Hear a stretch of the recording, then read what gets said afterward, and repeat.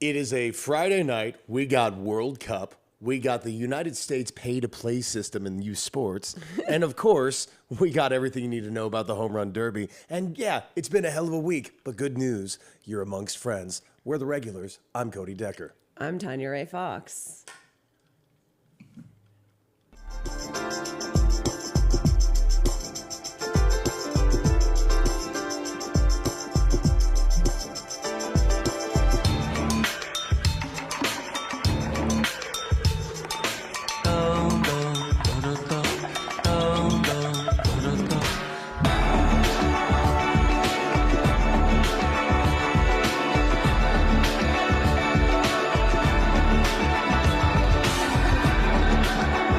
Say a hell of a time in the sports world. You know, it's normally a time where, thing and shit is completely dead, Tanya, but here we are.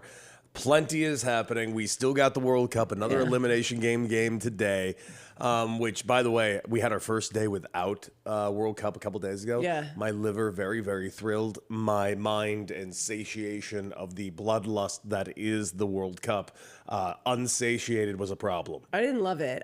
It felt weird. I mean, I probably needed it because, as everybody's going to be able to tell, I am slightly sick. Yeah, you sound great. But I didn't like it, especially because, to your point, like normally we would be like really screwed trying to do a sports show at this time of year. It starts to get to the dog days of summer, but the World Cup has been keeping us afloat. Oh, thank God. And even today, it's not only World Cup, but like World Cup media drama. Mm-hmm. Like it's just the gift that keeps on giving.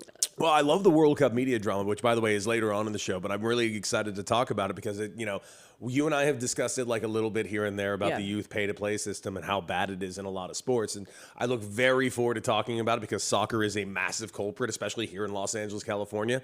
But I came up in the baseball system, which I would actually argue is the OG culprit. So I look forward to actually discussing all of these things with you. And I'm sure you've dealt with it in your own realms as well. So that is a very unique conversation that I think is extremely nuanced. But at the end of the day, I think we'll come to a very simple resolution. And it's similar to a lot of resolutions we always come up with on this show specifically. And that is billionaires fucking suck. Yeah. Yeah, no, billionaires, white people, definitely billionaire white people. Billionaire white people usually go hand in hand, sadly. But we actually, I will say, like we are kicking, even what we're kicking off with World Cup is there's a little bit of media drama in there, but it does have to do with the big news around U.S. men's team today, or this week, which is that Christian Pulisic actually did have an injury. Yeah. Right. And the interesting part of this whole discussion, as we head into headline number one, is that, which is really just World Cup talk, which we have plenty of, is that for some reason people seem to think that Christian Pulisic's critics didn't know he probably had an injury. I personally always assumed he was injured. That was not my gripe. Yeah, it wasn't mine I don't either. think it was yours either. No. It wasn't Landon Donovan's. It wasn't Carly Lloyd's. It wasn't anybody's assertion that he wasn't probably injured. It was about how often are you going to be injured? When are you going to play through injuries? And how are you going to handle being injured after the fact? Are you going to read the room and maybe not say, hey, now I have time to rest, even if it's sarcastic, right? Yeah. So this has come out, and we've been critical of this on our show. I guess Herculez Gomez, former USMNT player himself, a former LA Galaxy player, he was on ESPN. He doesn't like the critics. I was actually, by the way, I was really surprised to read this from good old Hercules. Yeah. So he said, questioning the best player they have, his commitment when he comes out with a fractured leg is beyond me, he said on Friday's Get Up. It's embarrassing. He was careful to draw a distinction between his view of the team and what's been said about its player in the days since. He called the generation soft before. So he's called this group soft. Yes, he has. And he wasn't walking that back, given that the USMNT lost to Belgium. But according to him, there's a difference between holding players accountable for a bad result and questioning the commitment of someone who's played through a fractured leg. Okay. Before we move on to the Landon Donovan of it all, because I do find this fascinating, this man had a microfracture and a bone bruise. Yes. Okay. Which I think I currently have 5 of those.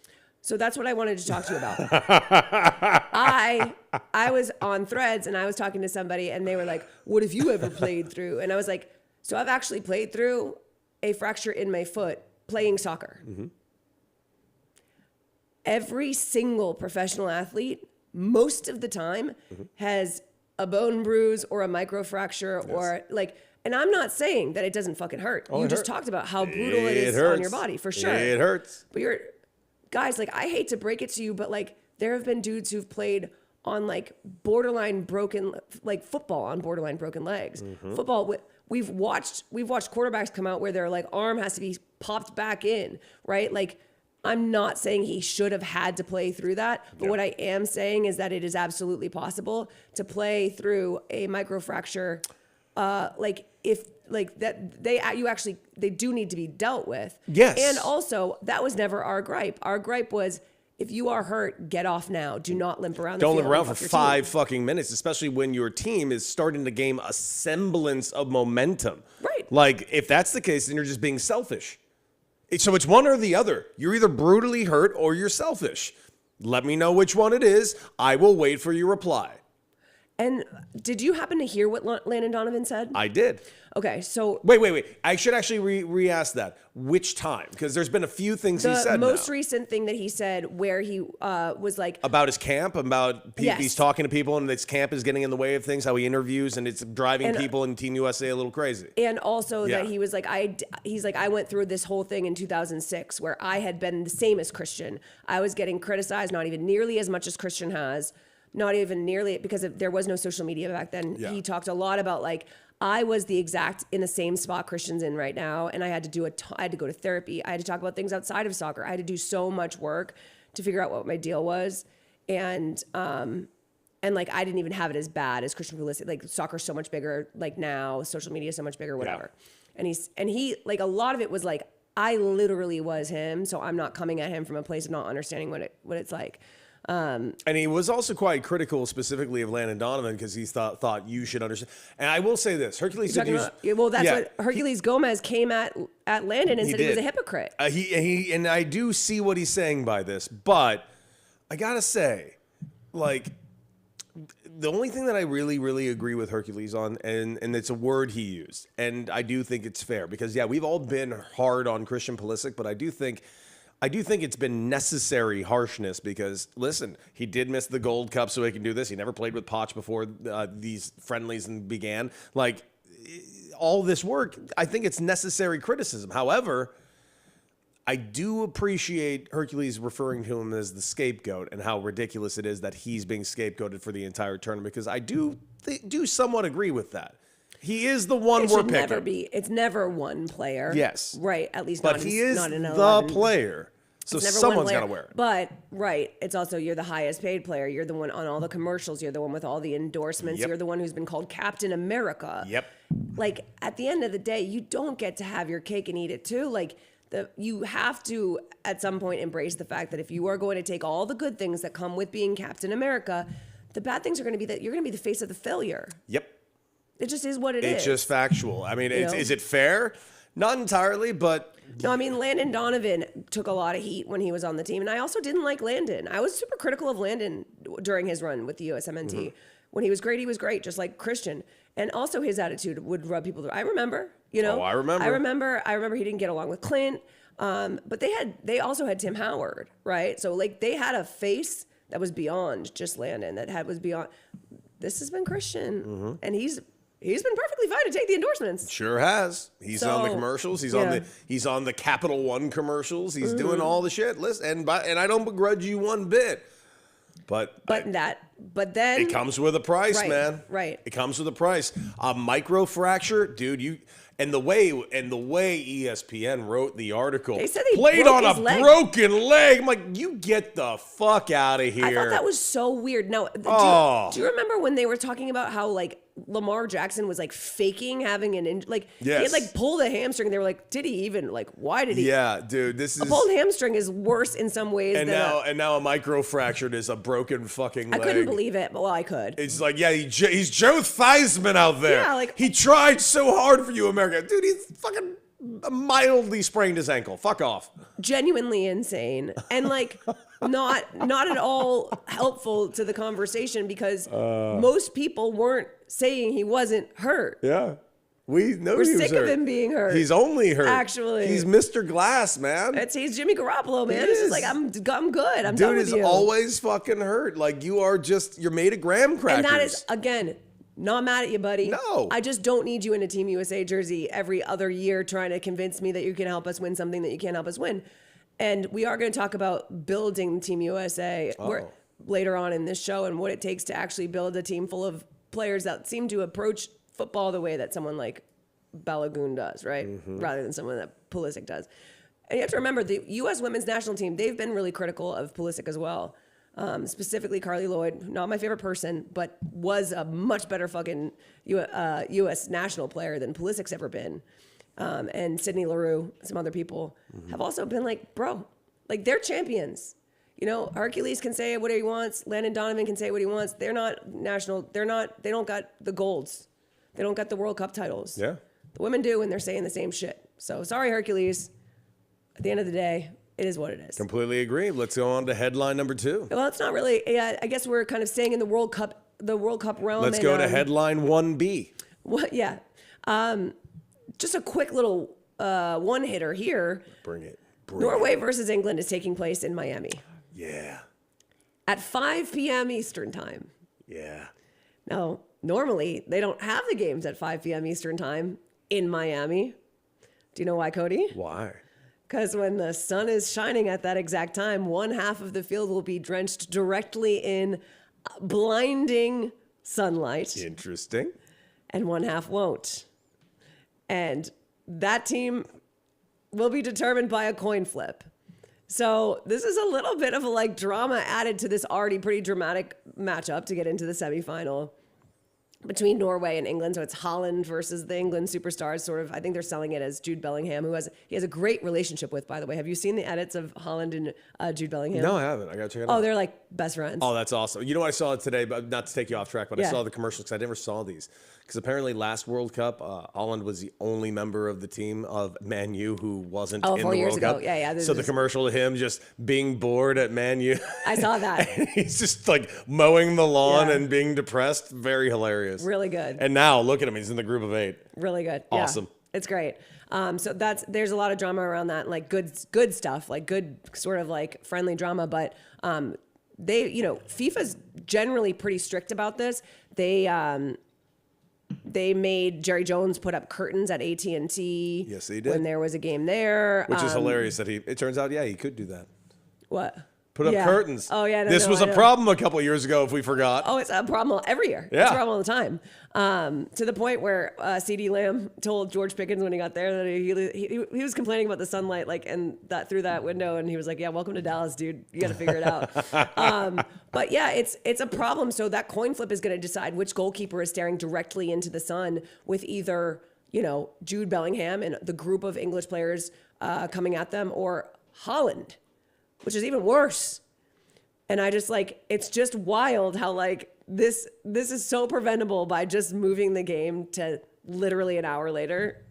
I don't know what the game is. I don't know what the point is, but I do find it to be I wanted people to understand that there were actually pretty legitimate stakes to the game, that coin flip tomorrow. Mm-hmm.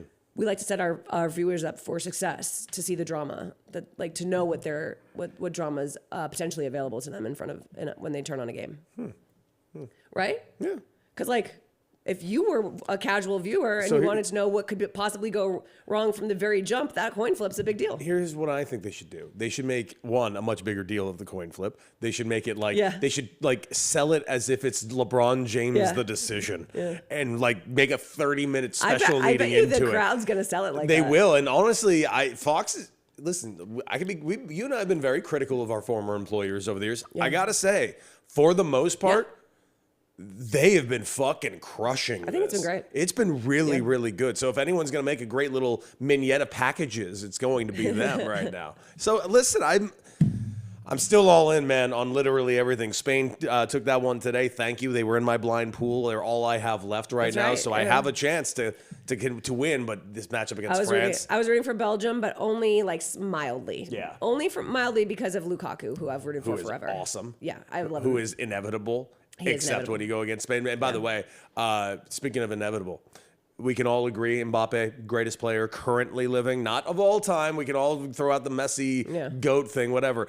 But right now, best player currently living. Yeah, I mean, I don't see why there needs to be an argument. He is I mean, so Lamine good. Yamal is definitely coming for him, but he's a baby. So, Man, you know. that goal yesterday, it was one blue jersey in a sea of. He's the best. And it was threading a needle like they even were announcing in traffic. Out. Where the fuck's the goal? Yeah. Like, unreal. Yeah. Unreal. Yeah, no. I'm all in on Mbappe. Are you going to go? Is it? I mean, you have to choose between Norway and England. You got to choose between Holland and the. I won't be upset if whoever loses Right. or wins. Right. I'm gonna lean towards England, and here Okay. and I'll tell you why. And I think I might have told you this already, but I'm gonna do it again. Jesus. Yeah. Okay. Because Oasis got back together That's last right. year. So Oasis's return is so fucking powerful. And Wonderwall, which is their victory song right now, is so fucking powerful that Oasis returning would actually get England a World Cup is one hell of a fucking amazing tweet. I cannot wait to read from Liam fucking Gallagher for fucking months. Sure. And that alone is worth England winning the World Cup to me. And I love that. And you know I love Liam Gallagher's tweets. I know you do. So just if even Yeah. if you hate England, just think No. of Liam Gallagher's tweets. I'm probably leaning toward England as well because their keeper is Everton's And keeper. he's amazing, And I by the root way. for it. I've been rooting for Jordan Pickford for a decade at this point. So Keep wanting to say Pinkerton. That's okay. I can't help it. I know, and I get it, and I had to, Thank you. honor what you're. That's what. Well, yeah. I appreciate it. I love Pinkerton. The last quick little thing before we move on to the next topic is that FIFA dropped their last-minute finals, World Cup final tickets. Yeah. From Oh, MetLife God. Stadium. Yeah, At I saw MetLife this shit. Stadium, by the way. Why did we decide the finals Dude, should be at what a MetLife? What the shitty fuck? choice. Why would we do What a that? fucking Why would we do it bad at choice. MetLife? That's like one of the worst stadiums we have. Honestly, and I'm not saying this because we're in LA. It should have probably been at SoFi. SoFi, the Seattle Stadium. Seattle would been be amazing. sweet. Like at the very least, if you're gonna have it a shitty outdoor stadium, have it at Boston where the fans have been great. Yeah. Whatever. So anyway, they're starting at a staggering $7,380 a piece. So I just all? wanted everyone to know if you want to go and you have generational wealth, now's your time to do it. Congratulations. Otherwise, For one game. Yeah, FIFA is telling you to fully fuck off. Yes. And the idea that we live in a world like, I don't even think people would believe us if we said this, but like, do you remember when we were younger and people would be like, they're selling tickets for $1,000? I remember the first time I heard that, I was just like, how many people are millionaires? Yeah. Like we used to think like $1,000 for a single ticket at the Super Bowl. And we'd be like, they're up to $1,000 at the Super Bowl. It was inconceivable. Absolutely was. And now look at us. Look how much we've grown. Actually, I take that back. Look We at how haven't much grown. we've inflated. We haven't grown at all. In fact, we probably all have the same exact amount of money while everything's quadruple the price. And I'm being generous with that statement. Yeah. So anyway, I just wanted to be like bummed. I wanted you to be bummed out with Well, me. thank you. I was hoping I could be bummed out on a fucking Friday. Do you want me to bum you out even more? Fuck yeah, I do. Yeah. Headline 2 is a huge bummer. Oh, sweet. But Sweet. this is a conversation I've been dying to have, and I want to have it with you specifically. Some other people are dying. Right. That's part of the story. Yes. For us to have it. Great segue. Thank you. Thank you. I'm a pro. New study has found that NFL players are nearly 4 times more likely to die of neurodegenerative disease. It's a study that's been building for years, both about CTE, ALS, and all of these diseases. Yeah. This is out of Mass General Brigham, Boston University, and the Concussion and CTE Foundation that have concluded that NFL players have a higher risk of death due to neurodegenerative disease than the regular population, nearly 4 times higher. This is the clearest population level evidence we have ever had that NFL players are dying due to neurodegenerative diseases at a real and measurably higher rate. That's according to the chair of physical medicine and rehabilitation of Mass General Brigham and Harvard Medical School and the director of the Health Span Lab.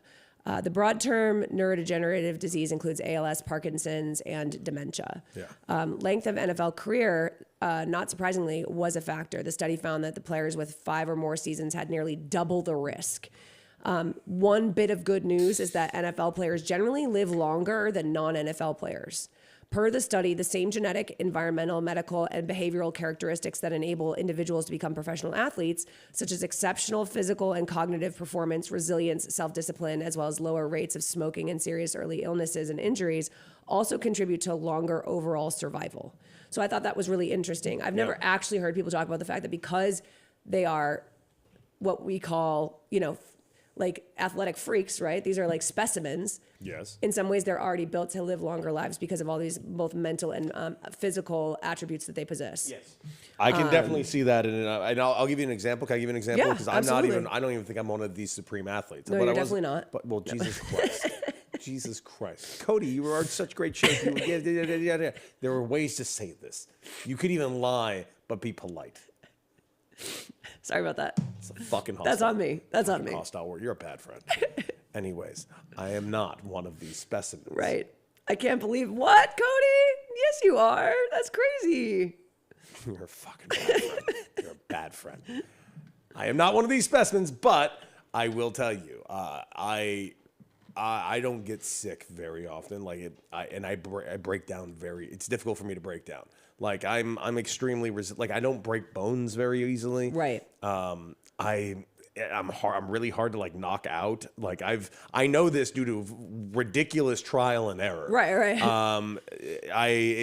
So I would say the word that I am from like my years of being what I've done for my lives, really resilient. And I do mean that on the physical standpoint. Like a bowling ball. A little bit. I'm really hard to break it. Yeah, you can break other things, but they can't break you.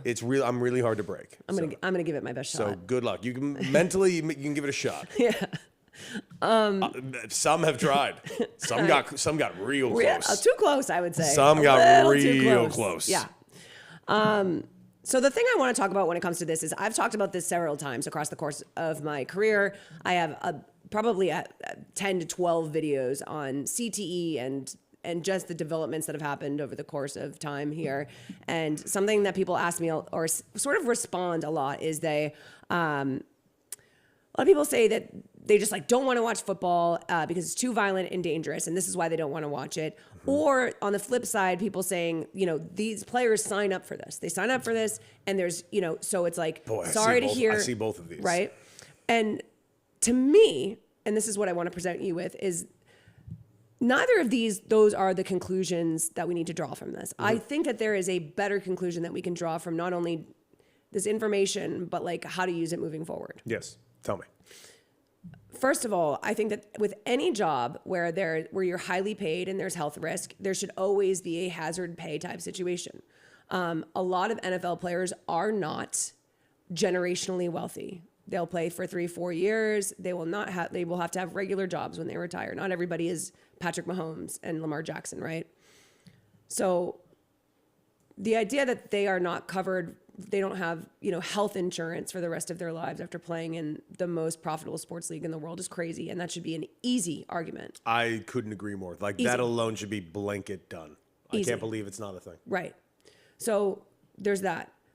Yes, they know what they're signing up for. And so there should be, on the flip side, we also know what we're watching, right? So we want to make sure that they're compensated for what they're signing up for. There's a real moral judgment around NFL players. Why would they choose to do that? Like, how am I supposed to feel about that they have CTE or ALS when they decided to do this, right? And it's like, well, you and I decide to do things that could be dangerous to us all the time. There's no morality here. Like, there are a lot of ways that we, across the course of our lives, take specific risks, whether it's for a passion that we have, or for, to make money, to whatever it might be. Sometimes it's you and I drinking alcohol, right? Like that's a health risk, whatever it might be. It's not a moral judgment. We need to like remove that from the equation. Couldn't agree more. Are enough people paying for it that there is a market for this type of entertainment for these types of athletes? Yes. Okay. Well, then we remove a judgment from the players. On the flip side, that is like part of the issue is a lot of them like don't know that they're getting these diseases. That's a problem. Right. So we need to make sure that they know what the risks are both in adolescence and then going into football. And that's a difficult thing to deal with, because how do we land on a spot of them being prepared to play football in college and beyond if they're not getting tackled in high school and when their brains are still developing? Those are things we need to worry about. But I just don't understand why it has to be all or nothing in terms of like the, you know, they chose to do this. Okay, well then why are we letting them die in squalor? Why are we letting players like Doug Martin have mental health crises and with no help, with no ability to get the help that they need? I agree with everything you're saying. I agree with also removing the moral question, because the moral question of playing football, if the point of football was to get concussions and CTE, then I would be like, yeah, this is a morally bad thing we should not do. But sadly, luckily, that is not the purpose of football. The purpose of football is competition, and those injuries and head injuries and concussions and unfortunately CTE is a symptom of it. And that is something that we shouldn't have a morality issue with. We should be trying to either treat the symptom or trying to solve the problem to keep the symptom from happening. Now, part two, the latter doesn't really feel like it's very inevitable. It doesn't seem like it's something we can really circumvent completely, period, because it's a violent sport. But everything else also reigns true. This is not black or white. It is very nuanced. And I hate everyone that would like, well, they know they're taking the risk and they're going to get paid so much money. Yeah, for a very short amount of time. And then they're going to be dealing with the health risks. And a lot and a lot of them are not. I mean, you have to understand the football career, these guys' ages are before 30, and they are done sometimes by 25, and sometimes younger, sometimes older. But you have to understand that paycheck that they're getting, they're not all making millions. And even the ones that are making millions, we're talking about a very short amount of time that are usually done making that money by the time they are 30. So yeah, you can make the argument they got to invest well, but there's also, you have to take into account, where do these guys come from? Do they come from money? Are they taking care of a family? Are they taking care of the family that took care of them, like their parents or something, and the brothers and sisters? Like there's a lot of nuance to this whole conversation. And also you have to take into account, these guys learned a very specific skill, and I'm not singling out anyone, but like a good amount of these players all around, their only skill is to play football, and that's what they've been trained, born, and were all they knew to do. And they got to the highest level and broke down, and now they have to live out the rest of the 50 to 70, hopefully 70 years of their lives. Yeah. But they don't have the skills to do that now, because they destroyed themselves for your entertainment for a very, very small amount of time of pay. That wasn't life-changing money. It is for some, but that is also, and I think that gets lost in the sauce too, a percentage of a percentage. Right. Well, that's the other part too, where it's like, well, you know, they're doing it for, I'm not going to watch because, they're doing it and, you know, this is violent and disgusting and blah, blah, blah. Okay, well, I would like you to make sure that you're not engaging in anything that's like where there's people whose labor is being exploited or who are not being treated fairly or in whatever capacity. Like, I understand the NFL is a very big, it's a very broad and visible example of the exploitation of specific capitalistic, entertainment industries that we indulge ourselves in. But like, let's be real. This is a very common thing for us to be like, we have to, in some way, shape, or form, decide whether we are going to support athletes who want to do this for their living and demand what's best for them after they're playing, or we can just abandon it altogether and make it completely unsafe because no one's paying attention. My whole thing is always like, I'd rather be talking about this, because guess what happened after Concussion, the movie came out, which wasn't even a great movie, didn't even tell the story perfectly. No, it did not.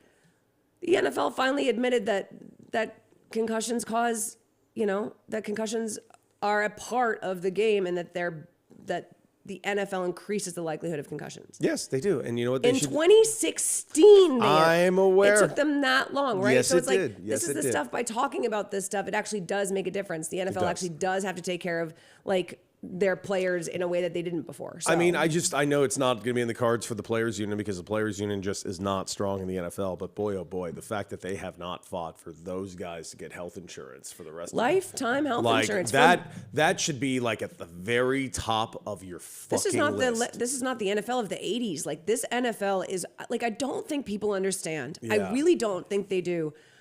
The World Cup is going to rake in like billion. Like, they rake in, like, there are billions of people who watch these games.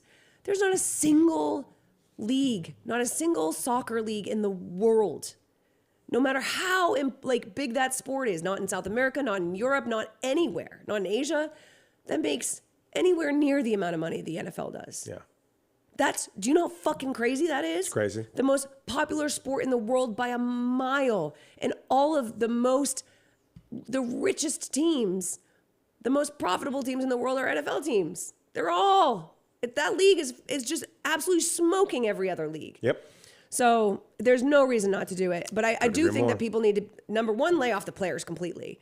The idea of putting a moral judgment on doing this for a living seems fucking ridiculous. crazy That's to me. nuts. Come on. And the idea that that the answer is to just not watch. No, the answer is to demand better for these people. Couldn't agree more. Guys, labor solidarity here, guys. Yes. All right, want to talk about something fun? Yes. I read the rundown. What's fun on here? Home Run Derby. Oh, that is fun. I'm really excited to talk about Home Run Derby. Yeah. Yes. All right, so headline 3. Let's go through kind of setting up the Home Run Derby, which is happening when?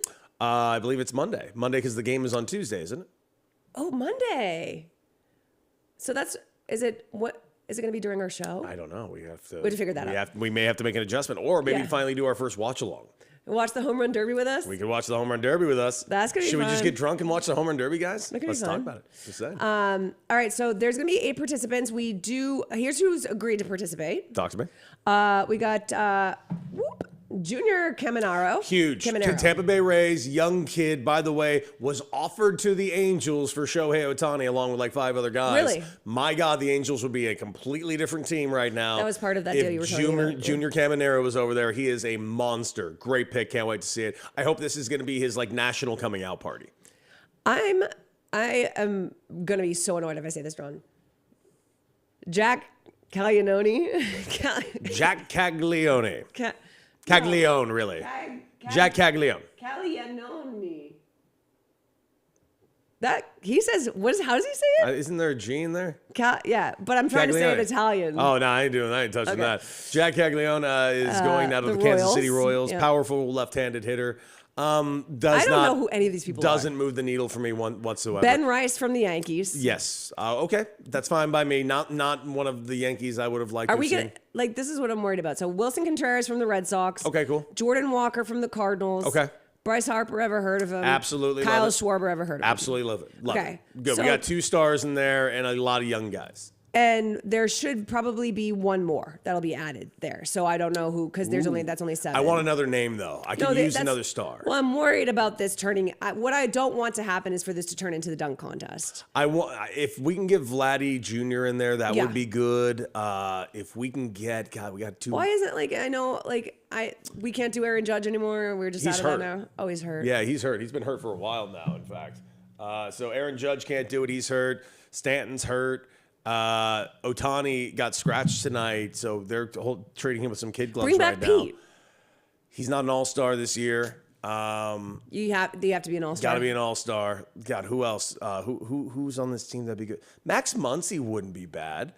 Freddie Freeman got enough cachet, but he's not really a home run hitting guy for a home run derby. Right. But wait, based on what this new version is, maybe Freddie Freeman would be a good guy. So should we talk about the new? Yeah, and by the way, I'm really excited about this new version. Okay, I actually good to am. know. You like the format? Yeah, I change. do. I didn't at first. I thought it was a little too, but I'm like, you know what? This could really add to a lot of exciting rounds. I think this could be fun. I'm not gonna lie, I'm a little worried about how I'm having a really hard time reading my screen, and I'm like, is this because I'm sick? Like, is my vision not good? Would you like me to do it? No, for you? I'm good now that it's closer, but concerning. Anyways. Would you like my glasses? Okay, imagine. Since 2015, there's been a time element involved in the Derby. That is no more. There have been changes to the format, so pay attention. Didn't love it. Okay.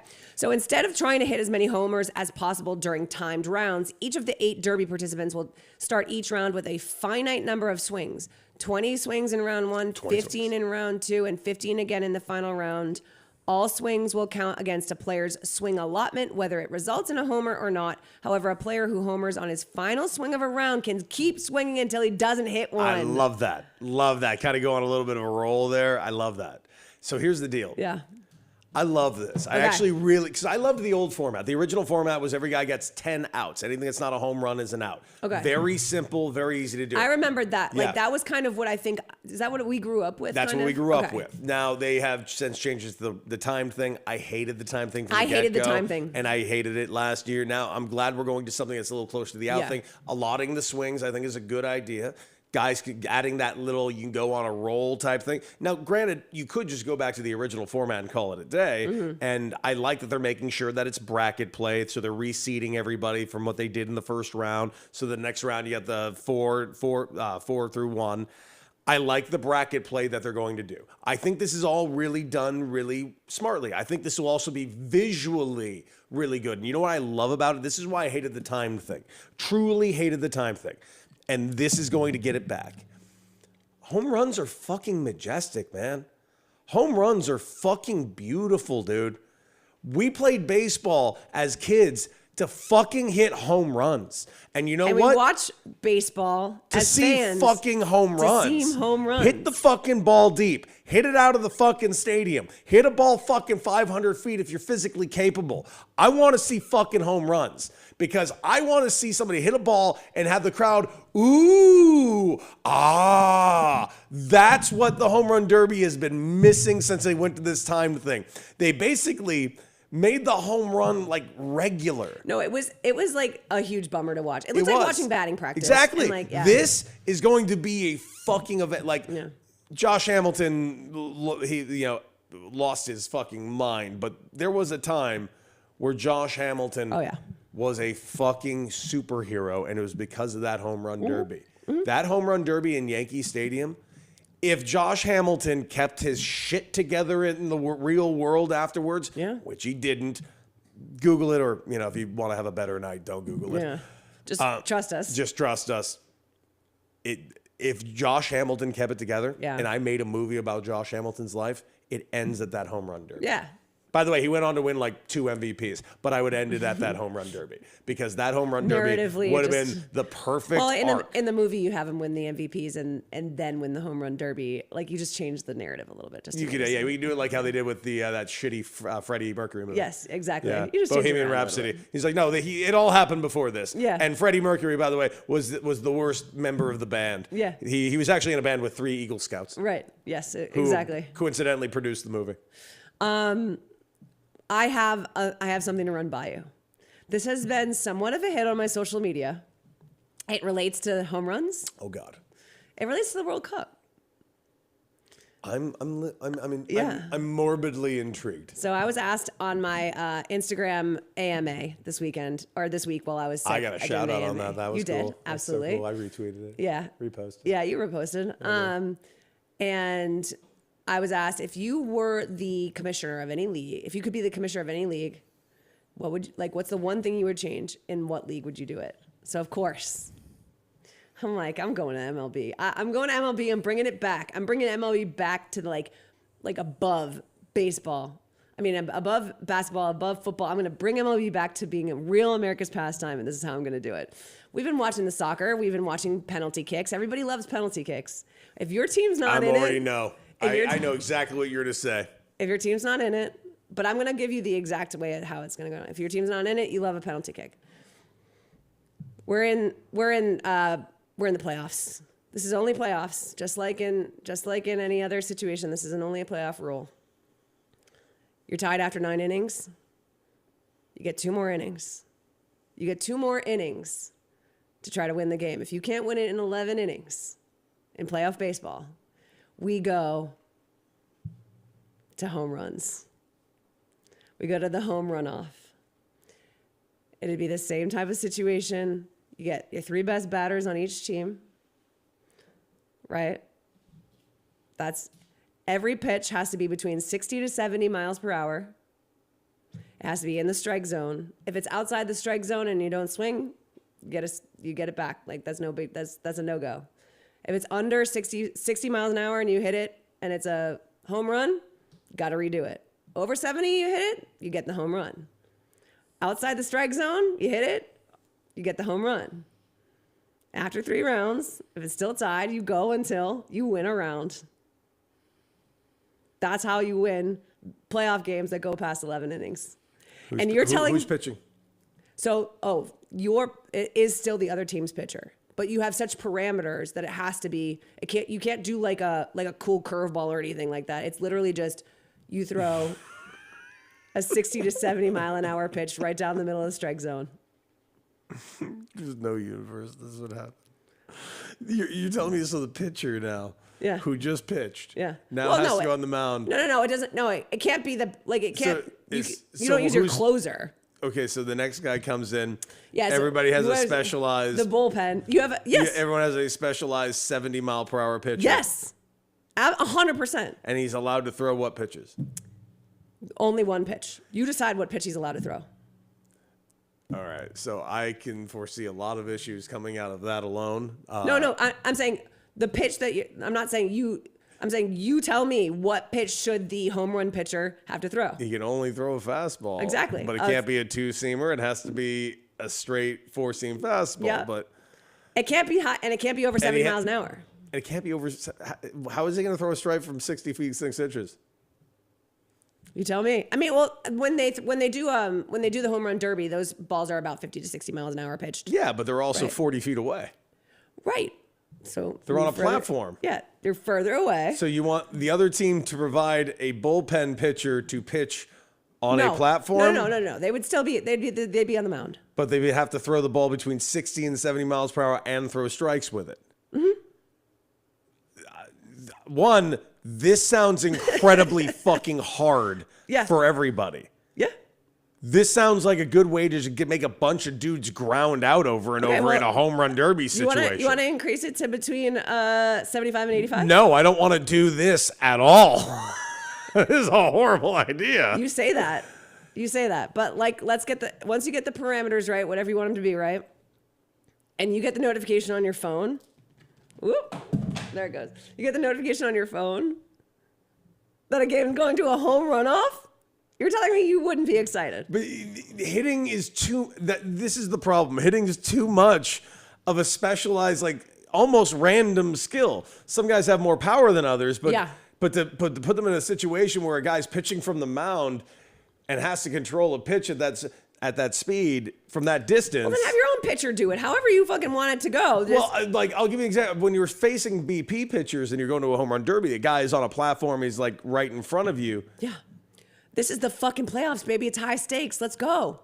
Figure it out.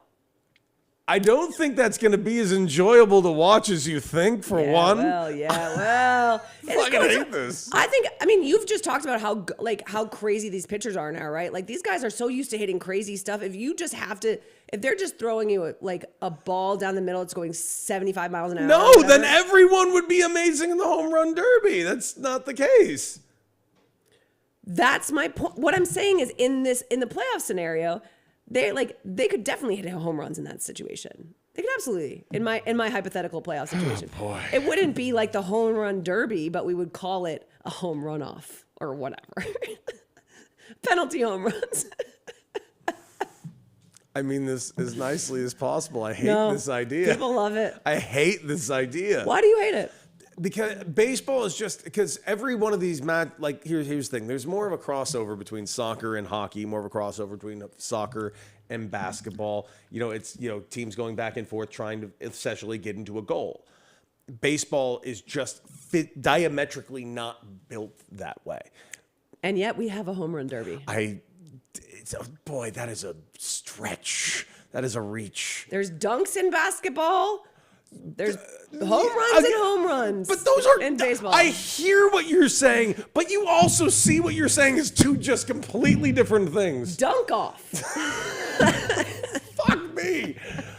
Listen, I'm not saying it wouldn't be something I want to watch at least once to see how shitty it is. It's not shitty. It's gonna Dude, come on. We're gonna be there for hours. No. We're gonna be there for a while. Why? You don't think people could figure out how to throw a fucking 75 mile an hour strike? No, they can figure out how to do it. It's just the hitting it and I just don't think You don't think after each team going 3 or 4 rounds that one of those idiots isn't gonna hit a home run? Come on now. On a 75 mile an hour ball? Man, yes, but you could hit a home run on a 75 mile an hour ball right now. Well, that's because I rake. That's different. Daddy. Well, I'm assuming they've got rakers on the goddamn MLB playoff. By the way, this teams. is not official yet, but there's a chance Daddy may coming out of retirement to rake again, and you're not going to be here to see it. I don't want to talk about it. I'm upset. You're a bad friend. I know. Whatever. You don't even like my home run thing, so I'm not even going to your home run thing. What the fuck? Your home run thing is. Your home run thing is stupid. I appreciate your ingenuity. I appreciate how well thought out it is. You just wait. You just wait for 10 years in the dystopia when they're doing home run offs, and I'm gonna look like a genius. Well, in that dystopia. Yeah. And unfortunately, I'm gonna live through it because I'm fucking, as I mentioned earlier, too hard to kill. I know. Yeah. Damn it. You're like a cockroach. Like a little bowling ball cockroach. Yeah. All right, what else we got? We're going over to Media Corner. Yes. Yes. We have more cheating drama. I love that. I don't know what's up with our industry these days, but we have these days. Well, I mean, with the breaking of the news, we've always known it's happening. People are just getting caught now. It's getting harder and harder and harder to fucking hide your shit. Apparently, it doesn't seem like this guy was even trying to hide it, but based on the photos, no. The way that this came out was crazy. So Jacob Toby, the television play-by-play voice of the San Antonio Spurs, is reportedly being removed from his post after an alleged affair, which it doesn't seem alleged, with the sister of a Spurs player. Mm-hmm. And we found out about this because posted to his Instagram story was a picture of him and the woman he was having an affair with, the said sister of a Spurs player, that said, "This is my," or no, it was with his girlfriend. "This is my girlfriend of 6 years, but I cheated on her with Lauren Waters," who apparently is the sister of the player. "So feel free to continue following me if you really think I'm a good guy, because I'm not." That's what this post said. Then he the story posted another like picture of the two of them where he's like kissing the girl, and that was in like a photo booth strip. And so he has reportedly been fired because, you know, this is a breach of protocol in some capacity. Now, here's what I want to ask you, Cody. Yeah. I saw today that Coward thinks that this is stupid because he got fired. He said, so now you can be fired for cheating on your girlfriend, not even your wife. You can get fired for cheating on your girlfriend. He's so offended. And that's like definitely a take a lot of people are having. Yeah. No, but here's the thing. So I want to know, where are you standing on this whole deal? So I hear the take. Okay. Because there's an added aspect of this that's a little it's very close to home, and I can understand just why the Spurs just don't want to deal with this.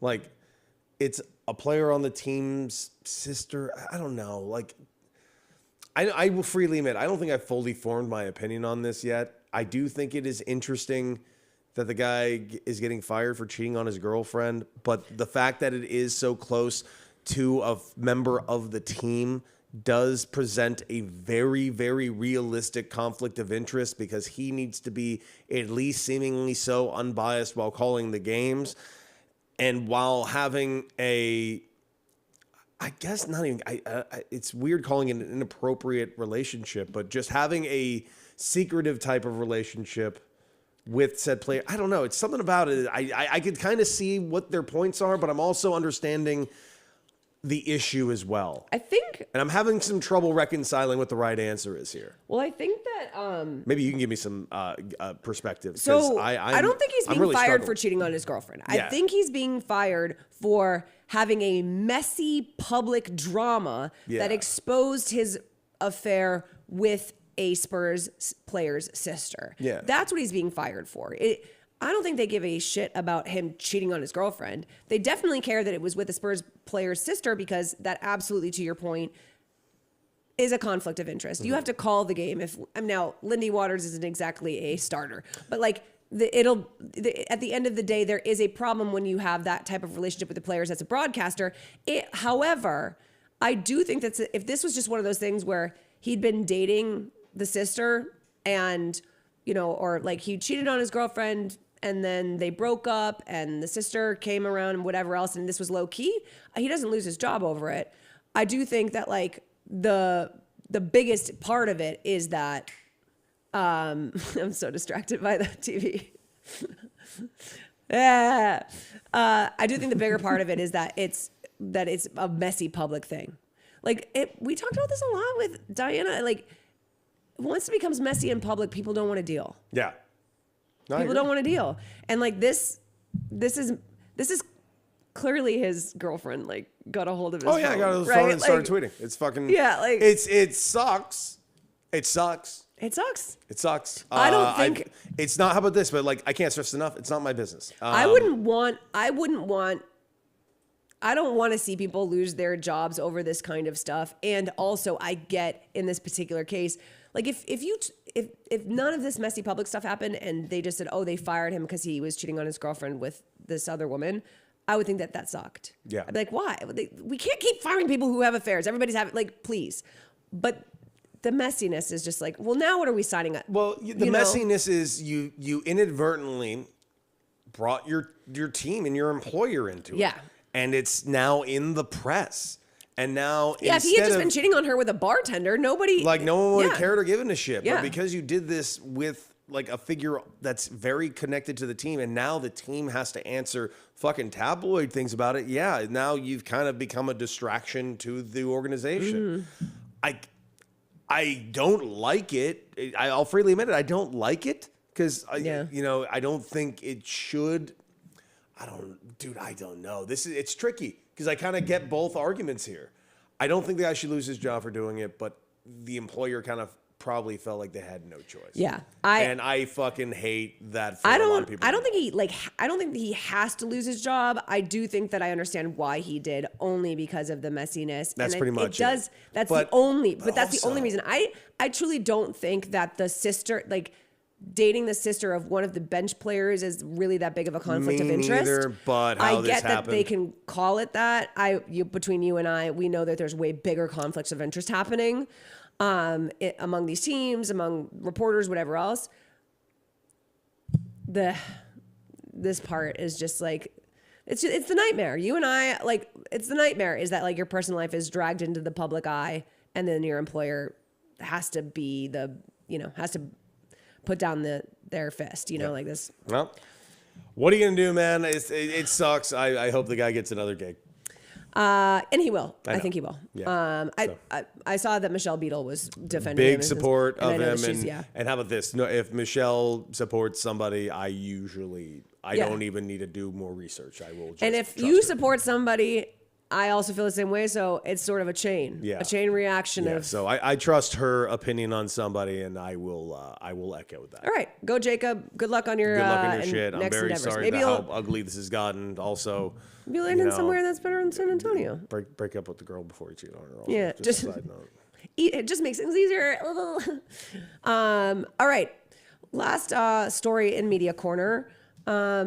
We are going back to soccer, and we're talking about Alexi Lalas once again, and we're talking about my favorite topic and my favorite musician. Pay for play. This is a big issue across American sports, but it's been particularly an issue in soccer.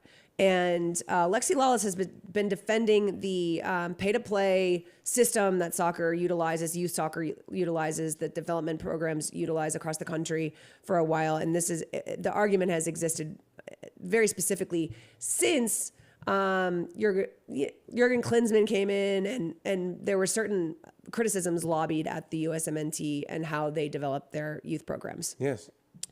So Kevin Frazier goes on. What show was he on? Dan Patrick. Dan Patrick, that's right. And he said, listen, man, we've got to stop Alexi Lalas. What's going on? What's happening?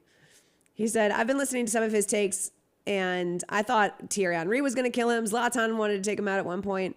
And here's the problem. Because we don't want it to be the number one sport. We want it to be the most profitable sport. And so what they're doing is making money off of kids in the suburbs. I've spent the last 10 years, because I have a kid who plays at the highest level. The last 10 years, I've watched how they gatekeep. And some of the best kids from the city, my son's playing in Beverly Hills. He thinks he's Pele, right? And I'm like, dude, you can't play. So I take him into the city in the hood, right? And I'm like, bro, let's go. Let's see what you do. And the guy's like, he can practice with us, but this is a program. It's free, and we have kids who can play.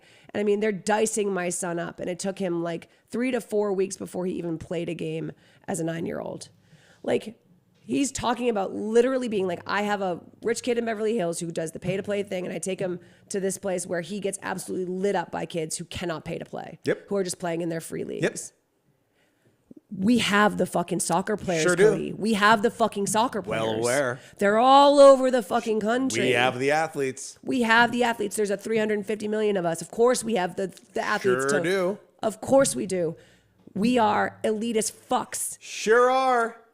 And Cody, of course Alexi Lalas is an elitist fuck. Of course he is. He got through in a system he never would have fucking touched or sniffed. We'd have never heard his name. This motherfucker wouldn't exist if the fucking system was actually merit-based. Yeah. Wouldn't exist. Frankly, I'll tell you this.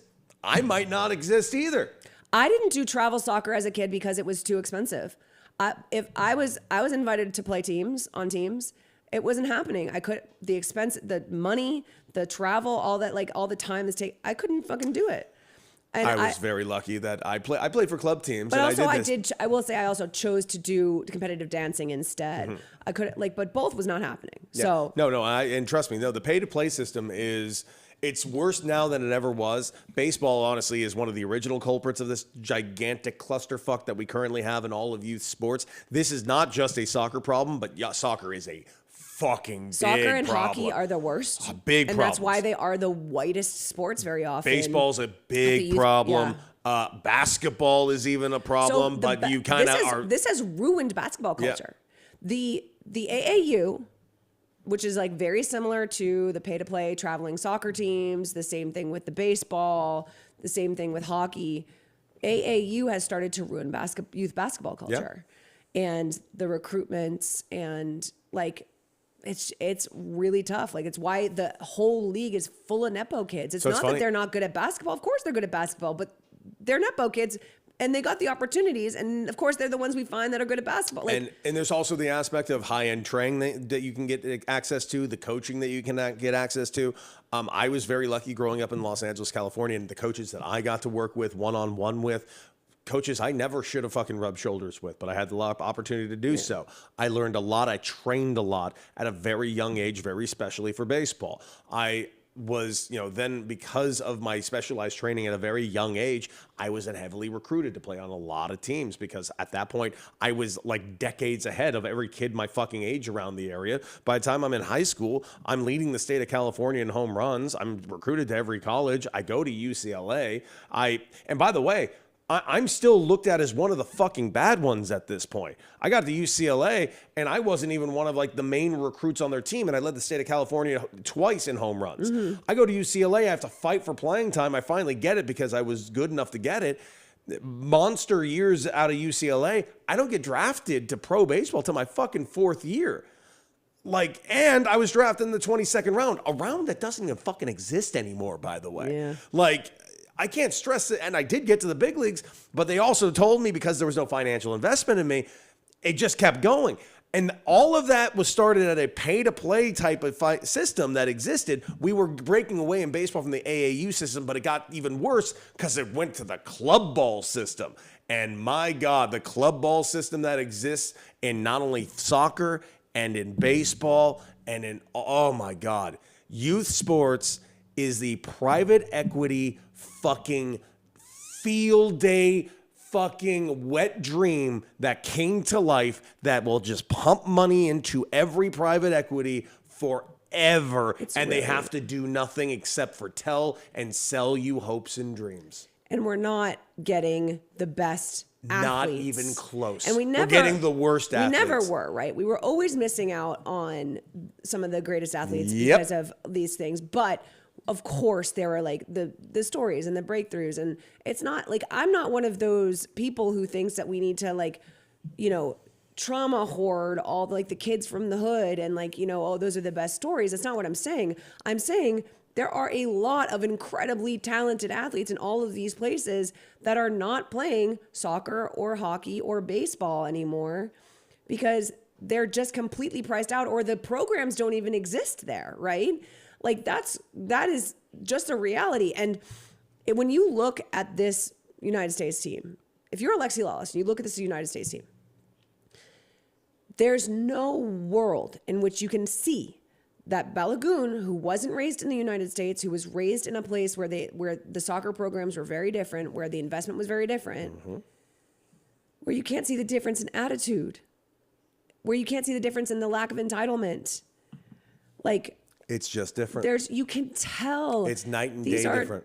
These are not players that like they were.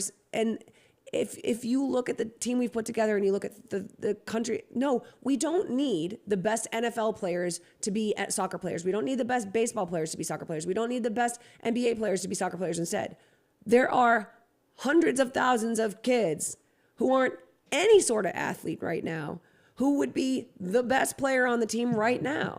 And we don't know them. And that is infuriating. And it's happening across sports, but specifically in soccer, it's so bizarre to me because soccer it's is very specific because soccer, the actual sport is in the United States is like not failing, but to the point compared to the other respective sports, you can say is the failure of the group in the United States. Which is crazy because of this system. Because of how, and the youth soccer is so popular. Yes, it's very popular. As it should be. It is it's but club soccer is also sadly so popular. So popular. That's what I'm saying is these are but it's all been for the last, since I was a kid in the 90s, it's all been, that's for the kids with parents who have money or parents who, and that's what it's always whatever. been. And those are the ones that move forward. So that's the last 25 years of our World Cup teams. And I'll give you another example of this. So like I'm actually someone that actually has a lot of experience in this exact field, not because of what I even came up with,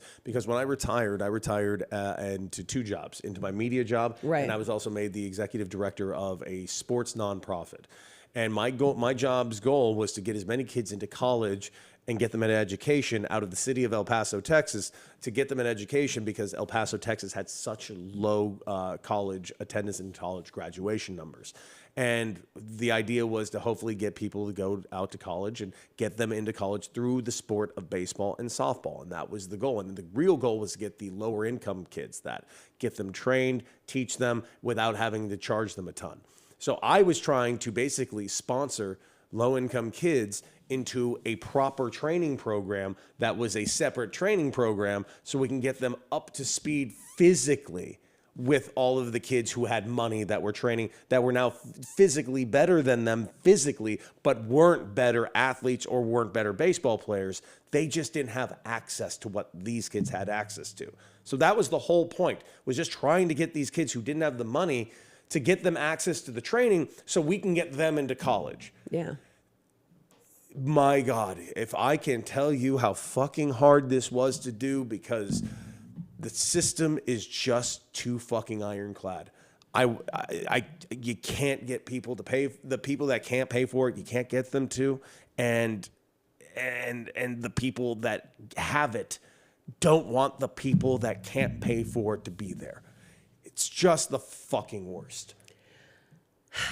It's really just bad. The fucking worst. It's really bad. And this was in El Paso, Texas. Meanwhile, if you're if you're a high school football team in Texas, you can do all sorts of redistricting, shady shit to get some kid out of one district into another district, and they'll do anything they need to get their black quarterback or to get their black wide receiver out of like this specific whatever. They'll do all that because they've got all the money. So you know what? We don't need we got all the boosters, we got all the people, but like it's shady business, and we are never going to have a genuinely competitive team until this system is no longer set up this way. This system needs to be destroyed in all sports. All sports. It needs to. This system desperately needs to be destroyed because you have to understand. It's also do not give me a Kentucky player that wasn't found on a goddamn fucking grass court somewhere. How about that? Yeah. I don't want you fucking recruiting out of goddamn prep schools. What are we doing?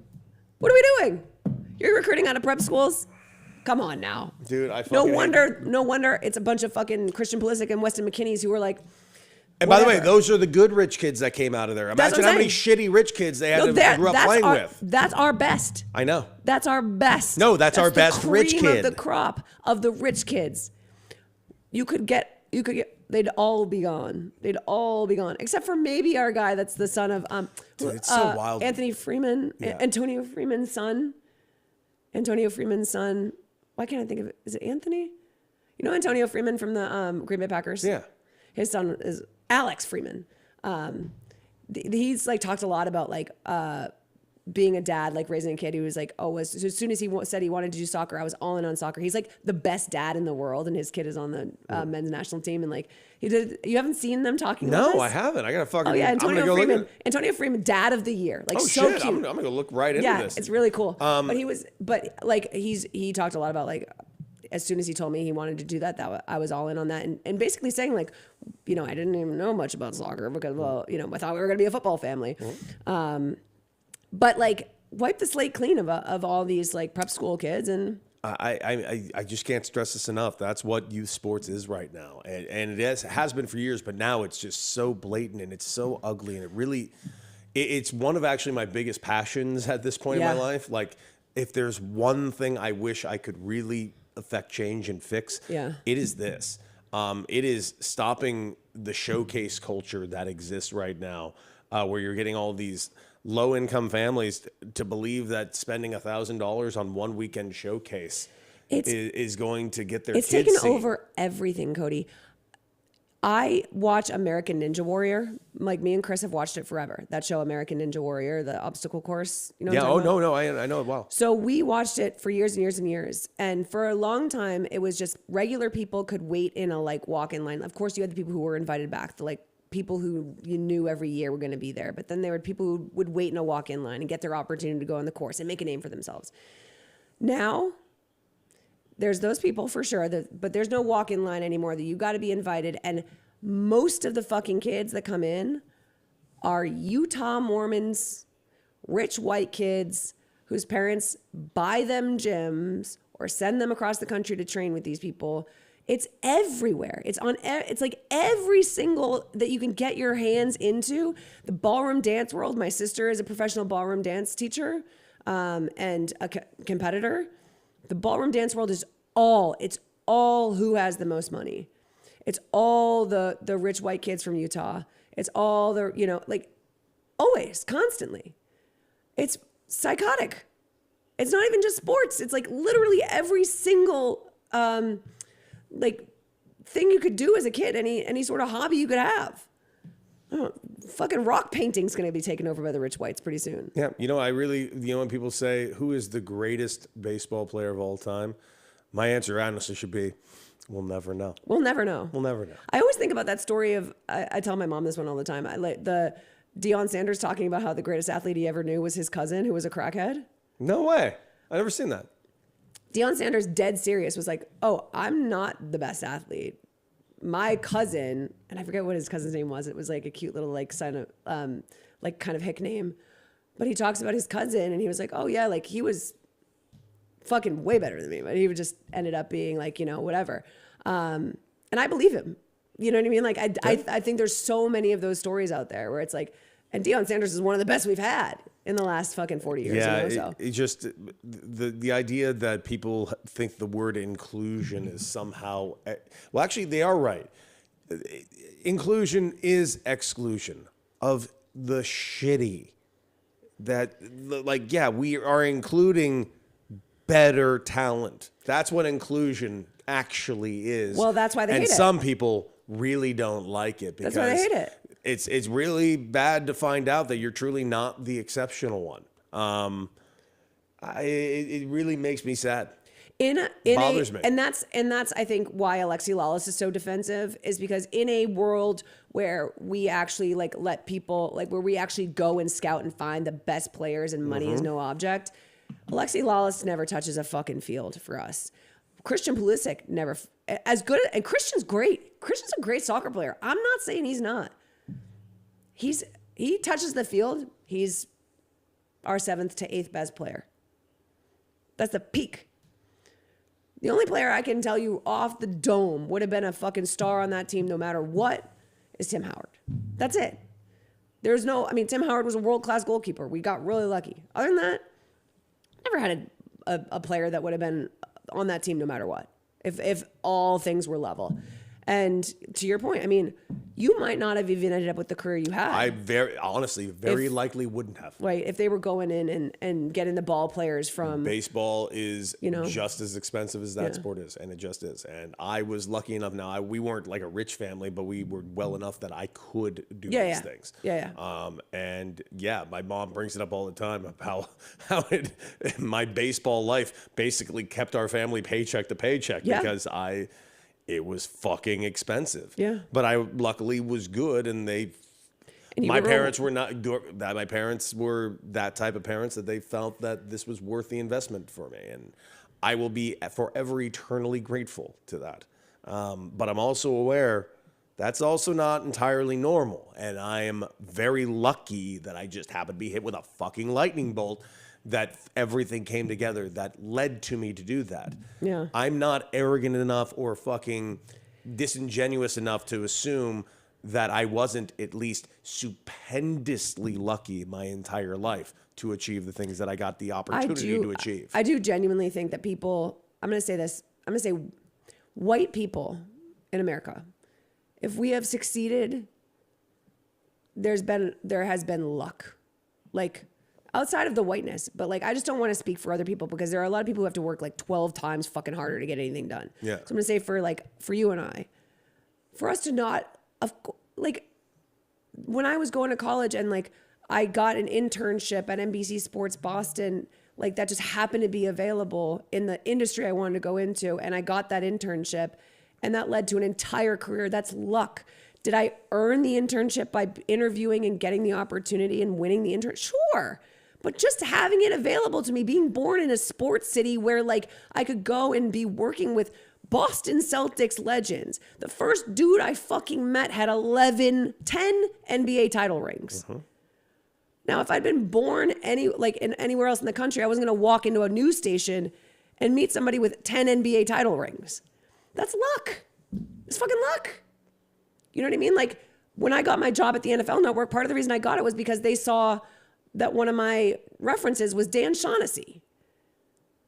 It's luck. I live in Boston. The fact that you know 6 famous columnists from the 90s and 2000s from Boston is because it's Boston. That's luck. That's who I met. Yep. If I lived in Kansas City, you wouldn't have known who the fuck I was, and I wouldn't have gotten that job.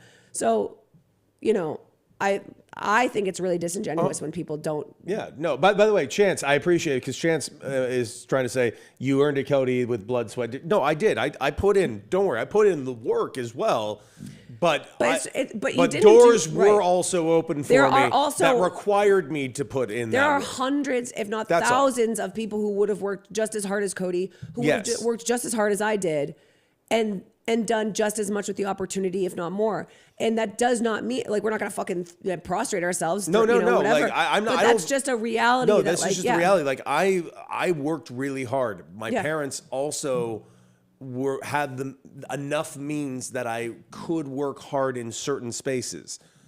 There were other kids that could have maybe worked just as hard as me that never would have had the opportunity. And would have been better. And would have been better than me. And it very well could have been the case. Right. And that's the thing is there's sliding doors, man. We don't know. We don't know. All we know is the opportunities we got and what we did with them. But like, there are definitely kids that would have been Hall of Famers that we haven't heard of. Yeah, like, make no mistake, I'm very proud of the work, and I worked fucking hard. Trust me, don't worry. I lived in my car for fucking years of minor league baseball. Like, I grinded. By the way, I grinded that way, and I still was one of kind of the lucky ones. Like, you got to understand, like, yeah, I went through it, but it's not lost on me at all. Like, and it never will be. And I wish more people kind of understood that perspective on the opportunities that were there. And, keep in mind, the whole system is horrifically broken. Like, it just is. And it's only getting grosser and grosser because, and I keep using private equity. And I know that I'm saying private equity as this big bad wolf, and I'm using it as a blanket statement on who owns all of this shit. But it is, for the most part, at this point, private equity firms. It really is. That own the perfect games, that own the, what is the soccer one? YSS, whatever it's called. It's a big, like, conglomerate club soccer thing. YSSO or something like that. Okay. AYSO. AYSO. Yeah. Okay. Very, very popular soccer thing. But, like, it's all of these things that man, once you peel back the curtain, it's just very, very ugly because you're reducing all of kids to a decimal point on a spreadsheet, and you guys as parents have been sold hopes and dreams, and I get why you spend the money on it. Just fuck it. It sucks that this is what the system is, and people have bought into it, and Alexi Lawless is on television fucking espousing it as if it is king. And that is fucking It's so weird to be like, no, I love that you have to pay to play soccer in this country. Like, it is it's just like so such weird. an insane It's so weird. fucking thing to say out Like loud. they start recruiting like Man. Messi. I think Messi was He must recruited have out of. points in a lot of these companies. Wasn't Messi recruited out of Argentina when he was like 9? Yeah. Like, guys, we got to go to Argentina. No, we don't gotta go there. No. Oh, yeah, you're right. I do not We have to wanna go go everywhere there. but our. Yeah. Honestly, good call. I'd rather good go call. to any country No, in no, no, South, no, you're South right. America than Argentina. No, you're right. That was my bad. It was sort of a theoretical. We need to send our club teams to Google do it. Or Yeah. actually probably watch the show again on Monday. We'll probably talk about it. Oh my God! Wait, when is that game? When is that game? What is Monday's? We didn't even look this up. Here, I will find out. 'Cause Here, we have monologue a home little bit run with your derby. do me a favor, with your current voice, can you do some quotes from Darth Vader, and I will find this. I don't know any quotes from Darth Vader. You don't? What? What is wrong with you? Well, all I know is like, "I am your father, Luke," or whatever. That is not the line. Fuck! No. Mocha! Doesn't it? No, he I doesn't. work with an amateur. He doesn't say, "Luke, I am your father." He says something different. He says, no, I am your father. "Yeah, okay, yeah. Luke was never said in the fucking phrase. I am your father, bro." Oh God. Perfect. Here, I remember that cough too. Here I'll do. Great moments are born from great opportunity. That awful job on your part. You didn't even throw in a Minnesota accent. You got to throw it. Great moments Are born. Well, of great I don't know if opportunity. you've noticed, but my voice isn't Opportunity. exactly the fucking thing. Listen, I just love how he says opportunity in the movie. Opportunity. All right, when he says, "Tonight, boys." Scroll them. It's our time. Saturday we got Norway and England. Saturday we also got Argentina and Switzerland. Both are on Saturday, July 11th. They're both tomorrow? They're both tomorrow on July 11th, it says. I'm not well enough 2 for p.m. this. and then 6 p.m. We got a day, baby. I'm not well enough for this. So that game's at 9 p.m. Eastern time. Yeah, let's fucking go. No, Damn. this has got no. Yeah, Pacific time. 9 p.m. Eastern time. Damn. Holy shit. Oh, dude, I'm watching the shit out of that. Yeah, me too. That's going to be great. I'm assuming Argentina's going to get by Switzerland. I'm just assuming, even though Argentina has not been amazing. Argentina will be fine.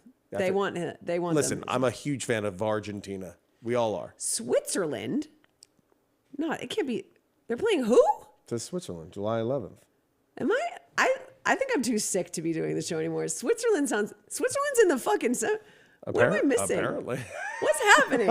Apparently they are. But Norway and England before that, and that's the match to watch. And again, I'll be happy with whatever it is. And if I get more Oasis out of this, I go England. If I don't get more Oasis out of this, go Norway. I'm going go England. You know this. Yeah. But, it's not. Although, oh my God, wait. We're back on the side of the English fans after I saw what happened with them and Mexico fans during that game. Oh, I'm going to send you a bunch of videos after this. I can't wait. I'm sending you a bunch of reels. I can't wait. Well, The Mexican fans and the English fans have bonded in a way that I could never have imagined, and it's really sweet. well, that's very good stuff. I look forward to seeing these Yeah. videos. And you know what? Honestly, we are not going to talk about the bloody sock today. I'm going to tell you why. It's not because I don't have all the information. I do. I have it all right here. I've been using Gemini. Whatever. The issue is your voice is so fucked up that it won't. I don't think you'll be able to make your points. And frankly, it's going to probably give out on you halfway through. Okay. And I think we'll just talk about the bloody sock on Monday. I mean, I think you're just sort of trying to delay it because you know that this is a debate you're going to lose. But I'm not going to lose it. But I will tell you this: I am very excited to hear you say the phrase "fuck Kurt Schilling." fuck you, Kurt Schilling. Oh, like, share, and subscribe. We're the regulars.